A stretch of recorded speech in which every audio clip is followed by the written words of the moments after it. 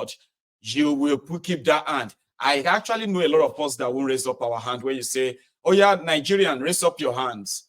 You just kind of be like, okay, let's move on, Mayegun, please. We get the message, kind of, sure you get. So to a lot of us, we believe that the elite in Nigeria are selfish and their crooked friends in power who indeed, are corrupt and in most cases believe that they are heartless too. That is why they do not have any sort of a human feeling except when they are faking it, kind of. So that will then take me to this next one. They are the people selling dollars, shorting at it, shortchanging the economy, and at the same time keeping it completely unassailable, unsustainable. But their greed is not slowing down, ladies and gentlemen. I mean, come on. These elites were part of those who helped the roads in government when they were printing money. I mean, the money just disappeared. Do you think the politicians just put all the money in a bag and they just said, put them on a plane and they just left Nigeria? No. The criminal bankers who are also going to come around and say they are doing a foundation, they are doing a charity, and the rest of that, the people who facilitated the disappearance of over 50 trillion naira. Baba, over 50 trillion naira unaccounted for. I'll tell you, no joke. Because according to them, yeah, Emefiole printed 27 trillion naira plus 3 trillion naira interest because it's a loan. It's called ways and means, right? So it's a loan. However, this 27.5 trillion naira disappeared. They disappeared through the system, the corrupt banking system in Nigeria, okay? And their foreign collaborators, right? And who are those who facilitated all of that? Nigeria involved in terrible, terrible, terrible, terrible deals. Under APC, Egbekegbe, they were taking loans, right? And they were going back to Nigeria, devaluing their currency, not minding the never seen before looting that were taking place at the time, okay? But they were still making deals where they were not deals. They were pretty much like, mortgaging the Nigerians and Nigerians' future, whatever it will be, whoever will be willing to pay. And that was the deal under these rogues. But guess what? The politicians didn't do all this alone. And that is why a lot of you are more interested in who is Yoruba and who is Igbo, and who is Hausa and who is Ijo, who is Christian and who is Muslim, okay? Before you can actually listen to them or they listen to you. All of this, we have now figured finally that yes, we talk about propaganda. Oh yeah, the government is lying. That is what you are used to. That is what we are all used to. The government will lie to the point that the famous liar Mo was here. Oh, he actually is a legend of evil. Now, liar Mo, who walked this path, is incredibly, and I mean, it's actually a textbook definition of government propaganda. But they do more than that. They do more than just propagating falsehood that tells you different things from what they are doing. Okay? Get you more confused. Are you the one that is just criticizing them because you don't like them? Or these guys are actually like complete failures that are making decisions that are affecting lives of millions of people, including children? Here you get. So the government can plant propaganda to confuse you or begin to make you question why you are questioning them. A lot of you do that today. Here you get. Because they have managed to plant that doubt in the minds of a lot of you that if I say something about Obi, you automatically believe that it's because I like him. And if I say something about Sifnumbu or Atifku or Bokuwari, automatically there's something in you that says it's because I don't like them. And there is that kind of doubt in your mind that will also make you feel like maybe everything that I'm saying about them is not even true. Do you understand that? The people that plant that in your mind, they have done more job than lying to you. Now they have made you doubt yourself, and not just yourself, to doubt other people. Now, when you doubt other people, you are blindsided, you are blinded by every bias that has been planted in you. Oh, are you a Yoruba man? I don't expect a Yoruba man to say the truth anyway, because I know the Yorubas are always like that. Somebody planted that in your mind. You don't see it subconsciously, you don't, but it's there. A lot of you struggle, right, to see people and their views beyond who you think they are. Is a Muslim, is a Christian, oh, is a Fulani, oh, is an Hausa, is an Igbo, oh, Yoruba, I don't, you know what I mean? There are some people, you see, these are the doubts planted beyond government lying to you. So therefore, it either increases what you believe, how to sort of believe what people say to you, or reduces how you take it. I'll give you an example. There are those of you who are here today, because, well, I am Mayegun, and I've proven it many times, okay, that when I say something, it's because I am reacting to something I can show you, and you can hear them loud and clear. Now, that is Mayegun. But even at that, there's still a lot of people who have problems because they are not Yoruba, because I am Yoruba. Somebody planted that in you. Okay? Like, remember that the road, the Yoruba, for example, now, to an average Igbo person, who will never see me beyond being a Yoruba man, no matter whatever I say, no matter what I present. Now, he's unconsciously, somehow, right, subconsciously not seeing it that way. To him, he's just being careful. You know, I mean, I know he's saying the truth, but he's a Yoruba man. Tomorrow now he go change. I have seen many Yoruba people like that. Here you get, I cannot really, like, you know, I know he's saying the truth. I understand, but somebody planted that in you, and it is the system. And they have been doing it over time. It's now obvious. It is also tiring. When these guys are looting, okay, when they are making all this economic decision, as long as this contraption is still what it is right now, every one of us will be affected. Every one of us is affected. Now, we have to talk about that. Now, if the conversation says, oh yeah, I never thought about this. In fact, I never see it this way. Oh, we are actually better off without having to be in this kind of system that they are telling us is non-negotiable. I actually never see it that way, Mayegu. I actually thought the people who are saying that, they're only saying that because they just want to control. Oh, I didn't see it that way. But somebody wanted you to see it like, no, you wanted to be controlled. If they are saying Biafra, Biafra, it's because the Igbos want to control you. Don't join them, oh, they are planning to control you. You know that Igbos are like this, oh, when you talk about the Middle Beltans, they say, we are not part of Kiniko. We would rather be on our own. No, you know that these people love to control people. We don't want to, you know what I mean? This whole thing have been existing, and they have been playing them again and again and again. And I was asking myself, it's getting worse, right? In fact, it's getting to a stage whereby if you disagree with some of these divisive rhetorics, right, they will come for you. What do I mean by that?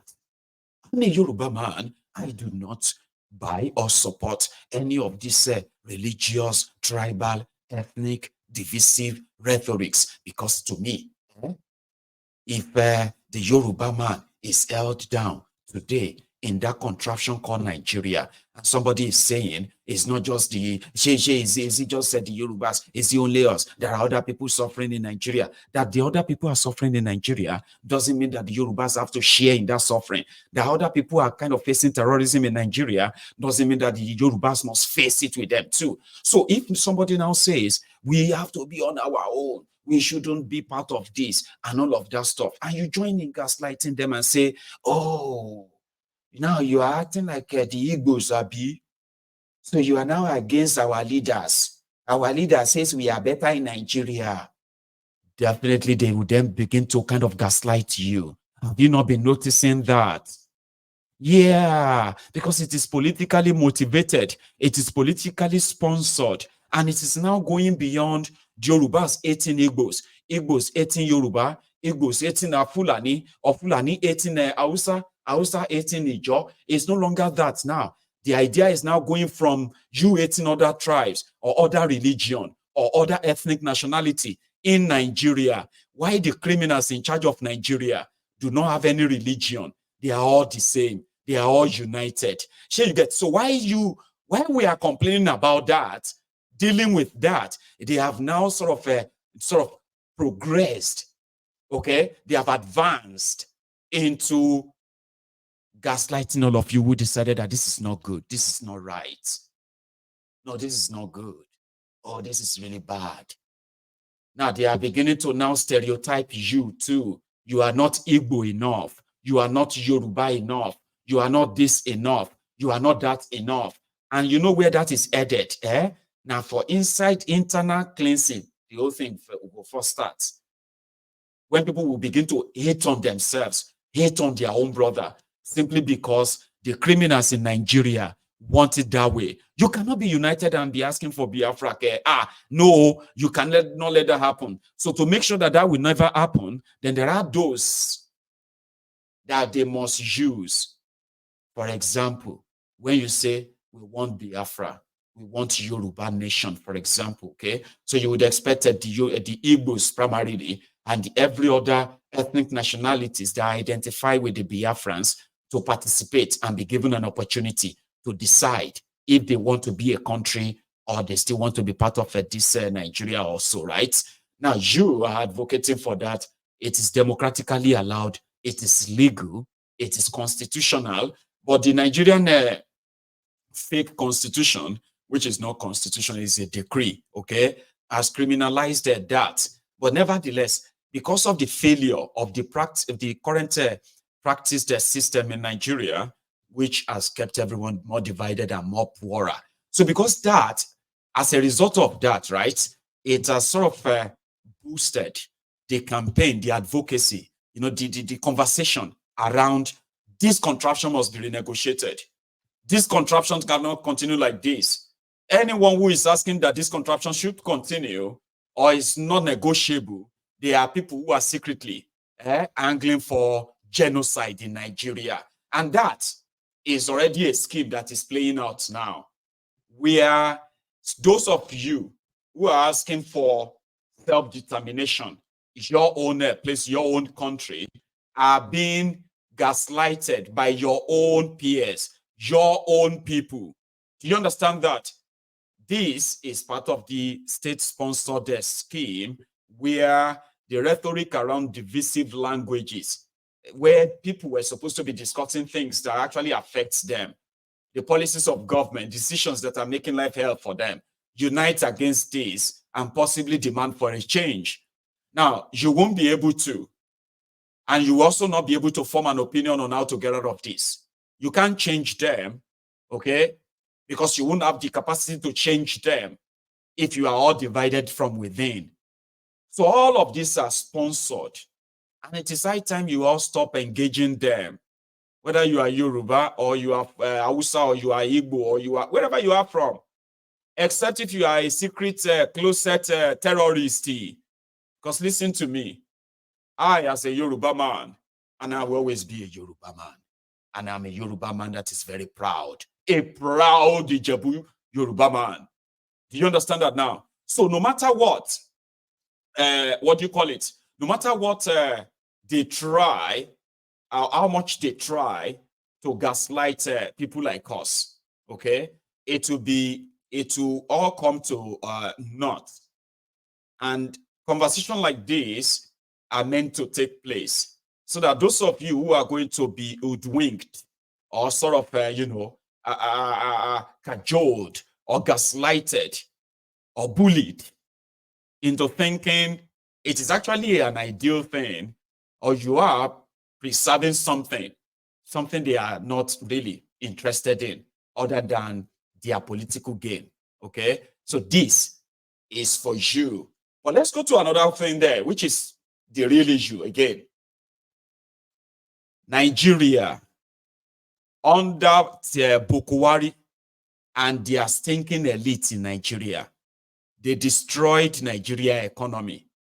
They are now taking shot at it, which means they continue the destruction. They have the propaganda part.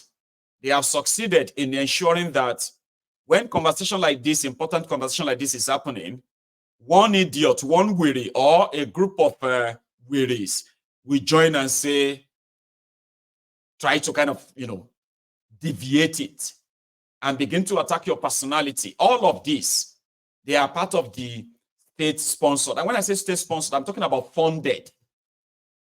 Here, where people are recruited on WhatsApp, government WhatsApp.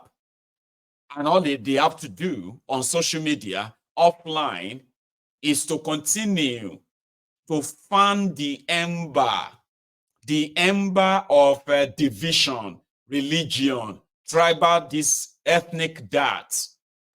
Do you understand that now? So they actually pay people to do that as we speak.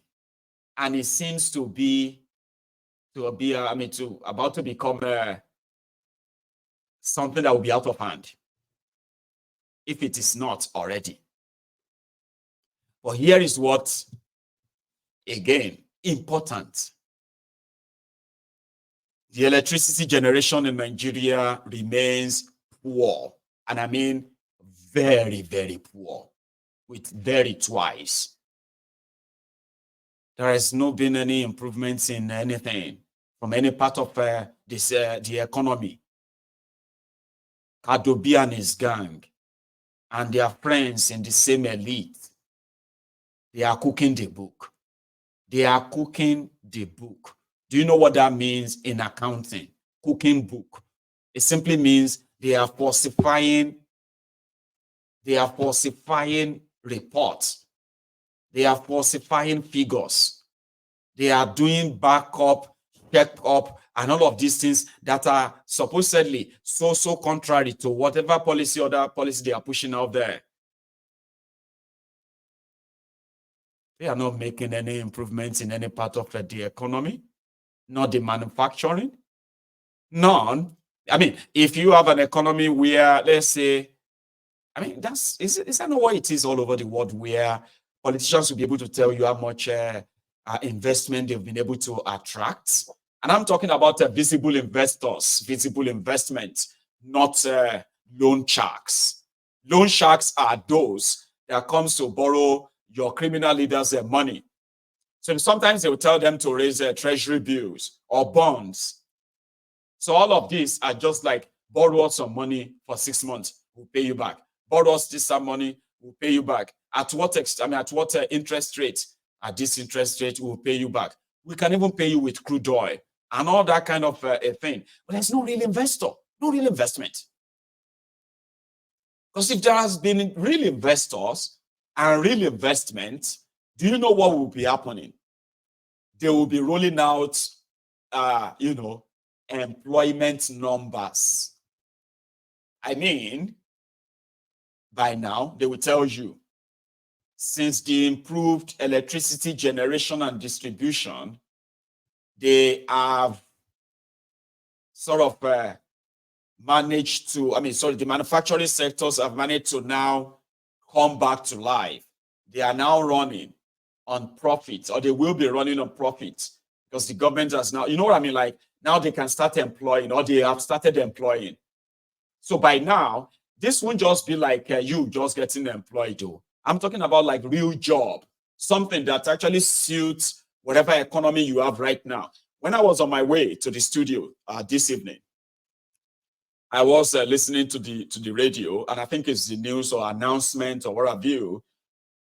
And it was about increments in the minimum wage in the UK. And I've heard that like today, I've heard it like about 6-7 times inside the car, where they were making an announcement that there is a new minimum wage in the UK. Mind you, UK's inflation, United Kingdom's inflation, just about a week ago, dropped from 11%, dropped down to 3%. And that is significant. Same with our gas bill, electricity bill, and in some, in some shops right now across the UK, groceries are now becoming cheaper. And this was just an announcement made just last week. These are trackable, development or otherwise. When you are talking about economy, you do not need big grammar and other economic jargons to actually say, well, you know what I mean? Like, this is enough to start giving the Naira recovery. There is nothing. Subsidy is back. I don't know how many of you will know that. Yeah, subsidy is back. Listen to this, okay? In January 2023, Mele Kyari, the guy that was appointed as NNPC GMD, Group Managing Director of NNPC, and by January, this was like in 2016 or 2017, the guy got his appointment renewed, 5 years appointment under Bukwari, and under him, Nigeria lost over $200 billion worth of crude oil. But we did the math. I don't want to waste your time, okay? But you can do it if I give you the numbers to work with, okay? Now, start calculating it. From 2016 to 2023 December, Nigeria was losing over 700,000 barrels of crude oil every day. When you come up with a figure, please tell me. And mind you, the price of the barrel of crude oil in the year under review was around $108. So we will come back to that, okay? You give me the number. I'll read the comments. However, this Mele Kyari guy, by January 2023, suddenly announced that NNPC is now going to be a private company. This is a federal government national oil company. But now it's going to be private. And it's going to be owned by him and some other people who are now called investors or stakeholders. Somehow like that, it just went. But he said it is for the good of Nigeria because Nigeria needed, Nigeria needed the real control, and Nigeria will make more money with that. This was Mele Kyari. And he said, it will also help Nigeria, okay, to stop the payment of 450 billion naira that Nigeria was paying monthly on subsidy to keep the price of petrol at 165 naira to a liter. A good price, yeah? Well, it was subsidized. According to these guys, Nigeria was spending, about 5 trillion naira a year. Jesu Olowo by year. 5 trillion naira on subsidy. Well, it was sold for how much? 165 naira to a liter. These were the guys who made the same petroleum at 87 naira per liter. Don't ever forget that. These guys met your petrol at 87 naira per liter. And please save me all other stories that you want me to go for that. And how much did the PDP make it? Alaye, 87 naira. You were supposed to have your liter of petrol should be 14 naira to 1 liter of petrol. That was what you were promised. $1 was supposed to be 1 naira. That was what you were promised. So that wasn't what they gave you, remember? Nigeria was paying 200 billion naira every year on subsidy. Divide that. That would be something around maybe 17 billion naira every month. That was how much Nigeria was paying on subsidy under PDP, the corrupt PDP, 17 billion naira a month. But the not corrupt APC, they were spending 450 billion naira a month. And they were spending over 5 trillion naira a year. And that was what they told Tifnumbu. We cannot be spending 500 billion naira. 5 trillion naira a year on subsidy. Nigeria cannot survive. So Tifnumbu came and he said, subsidy was gone. And everybody was expecting that they would get extra 500 billion or extra 5 trillion that will now go into education, healthcare, and all of that stuff. But they were wrong. Subsidy was gone. 5 months after Mele Kyari told the world that Nigeria was paying 450 billion naira every month for subsidy. So Nigeria was supposed to be saving 450 billion naira every month. But they lied to you. I told you this from day one. And I will continue to. And they will continue to confess to it. Even as much as a lot of you probably are already like conquered, that you believe there's nothing you can do, There are those who need this information to understand that if you don't stop these guys, they will never stop. They have now privatized the National Commonwealth of Nigeria, and Nigerians are currently living off rent, kind of. Okay? So where is the money that you've been saving? There is no account for it, but they can tell you that the states in Nigeria are now receiving more money than they've ever received